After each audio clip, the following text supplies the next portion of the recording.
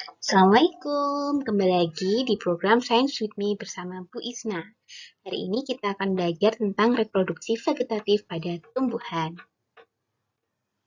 Nah, reproduksi vegetatif adalah proses menghasilkan individu tanpa melibatkan proses fertilisasi.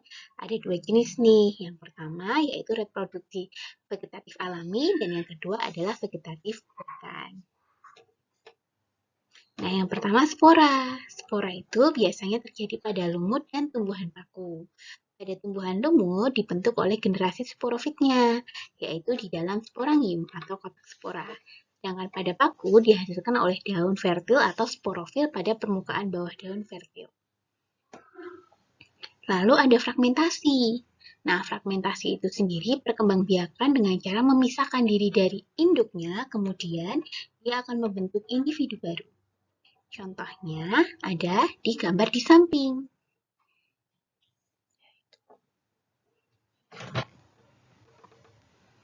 Kemudian ada tunas. Nah, tunas ini biasanya muncul pada tumbuhan yang sudah tua. Tunas dapat berasal dari akar, batang, dan daun. Tunas ada yang dari batang, contohnya bambu, kemudian berasal dari akar, contohnya cemara, daun, yaitu cocor bebek. Ada juga tunas yang muncul di tempat lain, namanya tunas adventice. Lalu ada umbi lapis. Nah, di sini umbi lapis adalah batang yang tumbuh di bawah tanah. Umbi lapis ini juga berfungsi sebagai cadangan makanan. Umbi lapis memiliki tunas samping atau anak umbi lapis yang tumbuh di antara daun. Nah, contoh dari umbi lapis sendiri adalah bawang merah. Lalu ada umbi batang. Umbi batang adalah batang yang menggelembung di bawah tanah. Nah, umbi batang ini juga berisi cadangan makanan. Pada umbi batang terdapat mata-mata tunas yang kelak akan tumbuh menjadi tumbuhan. Contohnya adalah terdapat pada tanaman kentang. Kemudian ada rizom.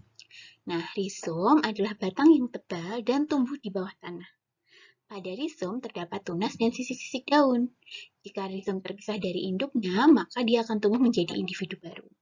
Contoh dari rizom adalah tumbuhan Zingiberseae, dahlia, dan beberapa jenis rumput. Lalu ada stolon atau geragi. Nah, stolon sering kita lihat pada rumput liar. Stolon merupakan batang yang menjalar di permukaan atau di bawah tanah.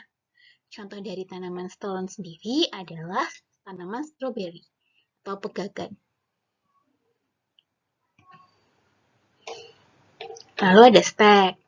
Nah, stek adalah perkembangbiakan dengan cara menggunakan potongan-potongan batang atau cabang, terutama pada daerah yang berbuku-buku. Contohnya adalah Hibiscus liliaceus atau waru, lalu ada tebu. Stek bisa dilakukan pada batang, akar, dan juga daun. Contoh lain ada mawar dan singkong. Lalu cangkok. Cangkok adalah perkembangbiakan dengan membuang sebagian kulit dan kambium secara melingkar pada cabang batang, lalu ditutup dengan tanah, kemudian dibungkus dengan pembalut sabut atau plastik. Nah, cangkok dilakukan pada tumbuhan yang tergolong dikotil, terutama buah-buahan. Contohnya pohon jambu mangga. Kemudian okulasi. Okulasi itu sama dengan mengenten pada dasarnya. Nah, tumbuhan ditaruh di atas, hanya diambil mata tunasnya saja. Kedua macam tumbuhan yang diokulasi biasanya mempunyai kelebihan-kelebihan tersendiri. Contohnya tumbuhan jeruk yang prakaranya kuat. Lalu contoh lain ada durian. Nah, mengenten itu apa? Mengenten itu adalah menyambung dua jenis tumbuhan yang berbeda.